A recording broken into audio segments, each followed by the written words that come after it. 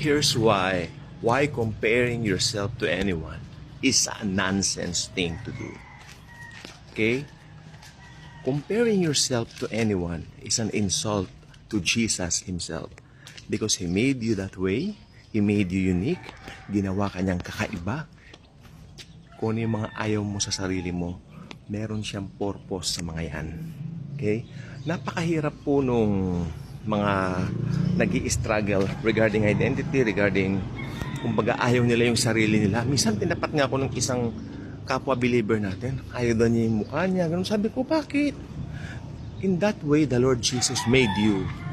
Diba? Love your face. Love yourself. Tama po si Justin Bieber eh. Yung kanta niyang, Love Yourself. Tama po yun. Not in a way na maging mapagmataas ko, suplado, parang mayabang. Hindi po yan ibig ko sabihin. Love yourself in a way.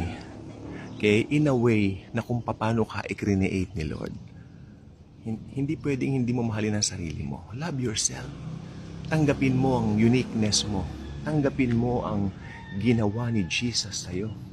Okay? So, ayan po ay very important po na malaman po ng nating lahat. Dahil dito po sa mundong ito, talaga naman po, marami pong confusion na nagaganap sa mundong ito. Maraming ayaw ng identity, kinukumpara ang sarili. You know what? Ang hindi po pinakamaganda sa lahat yung kinukumpara mo ang sarili mo sa ibang tao. As if the Lord Jesus made something na palpak dahil hindi maganda yung pagkagawa sa iyo. No. Love yourself, love your uniqueness, because in that way naglo-glorify natin ang Panginoong Jesucristo. Okay? Hindi po maganda na etsapuera natin ang mga sarili natin. We are important. Okay? We are very important in the eyes of Jesus. We should know that. Okay? Sa mga nawawalan ng kumpiyansa, nawawalan ng kumpiyansa sa sarili, it's very important to know who you really are in Christ. O baka naman hindi ka pa born again, baka hindi mo pa kilala si Jesus. Okay?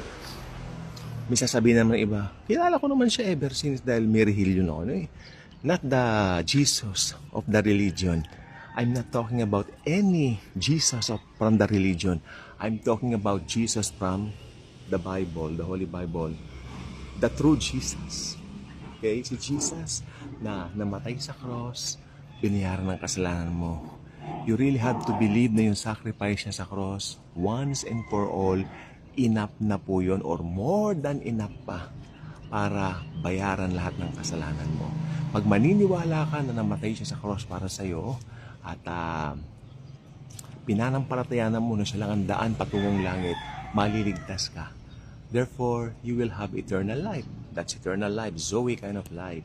No? So, when you possess the eternal life that the Lord Jesus promised coming from His Word, the Holy Bible, syempre, ay talagang mag-uumpisa na puro ng napaka-wonderful, beautiful journey mo of not comparing yourself to anyone. Okay? Iba na masyadong ang tawag dito na nai-insecure dahil maliit, pandak daw. Yung isa naman yung iba pandak pero maputi naman sila. Yung iba naman matangkad pero medyo maitim, may kaitiman, di ba? So walang ginawang perfect. Ba't nga ba wala? Dahil wala naman talagang perfect sa mundo. Isa lang ang perfect, yung si Jesus Christ. Okay? Pero nung nagkatawang tao siya rito, binayaran niya lahat ng kasalanan natin para ipakita sa tao na hindi mahalaga ang physical na anyo. Ang mahalaga po talaga ay yung maligtas ang kaluluwa ng tao, makarating ng kalangitan. Okay? Very important to know. Okay, yun po. Marami na pong problema ang mundo. Wag niyo nang idagdag yung problema niyo sa mga insecurities niyo, sa mga sarili-sarili niyo, dahil minsan din pong magandang masyado yan. Dito po ako punta. Yan. Mainit po kasi. Ang ganda na po ng panahon ngayon. Ito yung makita po ang panahon. Ayan. Beautiful, no? Ang panahon po ngayon ay beautiful. Clear na clear ang sky. Clear na clear ang sky. Even You know what? Even the birds are flying. Parang nakikita mo na they're very happy also sa yan. So balik po tayo sa topic natin. Pinakita ko lang po sa iyo ang ganda. Ang ganda talaga. Ako'y namamangha sa Panginoon pag ganyan. Thank you Lord. Thank you Jesus. Napakabuti mo talaga. Bawat araw niya nagpapakita ng promises of His goodness, of His care, of His great love towards us. Okay? So sa umaga pong ito, lagi mong tatandaan, you are very important and you really have to love yourself. Tama si Justin Bieber. Love yourself. Okay? Paano mo mamahalin ng ibang tao if you don't love yourself? You really have to love yourself. Be confident of who you really are because in that way, Jesus made you at hindi siya nagkamali ng pag-create sa'yo. You are being that way because Jesus chooses na ikaw ay maging ganyan.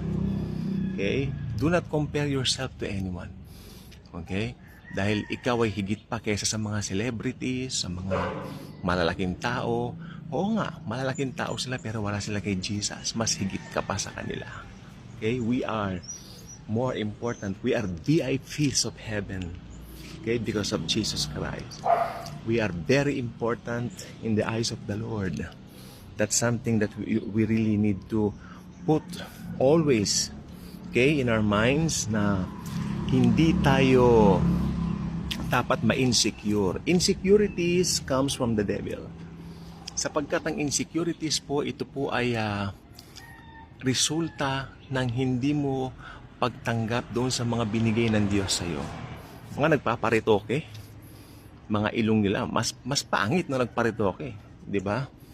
Sabi naman sa akin, madali raw ako magsalita ng ganito kasi ako naman ay hindi naman pango. Hindi naman daw ako gano'n ng ilong. Oo nga, pero ang point ko lang, kung ano yung pinagkaloob sa'yo ng Panginoon, yun na yan. May paggagamitan siya niyan. Meron siyang something diyan for you. You don't have to feel insecure. You need to feel secure. Secured. Okay? Kay Jesus, we are secured. Forever free, forever loved by God. Okay? Ano pang hahanapin mo? Kay Jesus, nandyan na po ang lahat. Okay? Masaya ang buhay ng isang Kristiyano. Masaya ang buhay ng isang mananampalataya. Okay? Kaya ang suggestion ko po sa inyo, kasi yung iba po nakikita po yan, alam nyo, yung role ng social media. Ngayon, gamitin natin ang social media to glorify the Lord Jesus more. Okay? Panoorin nyo lagi ang Daily Good Vibes. At ang mga messages dito ay hindi po naman biro, no? Dahil ito po ay galing kay Jesus. Si Jesus po ang bida rito. Mai-insecure ka kung nagbababad ka doon sa mundo ng mga hindi mananampalataya na nakikita mo lagi yung mga secular world dito sa Facebook, sa YouTube. Alam mo, ibig ko sabihin. Alam mo yung mga bagay na yan. Pero pwede kang maghanap dito ng mga programs o mga preachings tungkol kay Lord at lalong lalakas ang iyong spirit. Okay? Piliin mo yung mga panunuorin mo. Yung hindi nakaka-glorify kay Lord, abay, wag na lang. Diba? Mas maganda, choose to view some content praising and glorifying the Lord Jesus Christ. Anyway, this is a free country. Pwede tayo mag-preach. Pwede ka rin gumawa ng YouTube channel mo to honor and glorify the Lord Jesus more. Dahil dito po sa mundong ito po, tayo po ang pinaka-importanteng mga tao. Totoo po yan. Hindi ba alam yon? We are seated with Christ in the heavenly realms. Tayo po ay very important, no? Hindi lang po nakikita yan ng mundo ngayon, pero balang araw makikita po nila pag tayo po ay pinaupong kasama ni Kristo sa kalangitan. They will see, oh, sila pala yun. Oh, di ba? Oh, yeah. Now you know, sabi. Di ba? So, yan po ang buhay Kristiyano. Napakasaya. Ang buhay Kristiyano po ay life of thanksgiving. Araw-araw, receiving from Jesus more and more. Okay? Hindi na uubos ang pagpapala. Lagi pong may pagpapala. Laging may available. Walang shortage sa Christianity. Because Jesus is the source of our blessings. And Jesus alone Himself is our blessing. Okay? So, put that in mind. Nangangawit na yung kamay. Ayos lang. Napakita mo ngayon para may background naman na maganda. Yun. Yun lang po. And Remember, we are VIPs. God bless.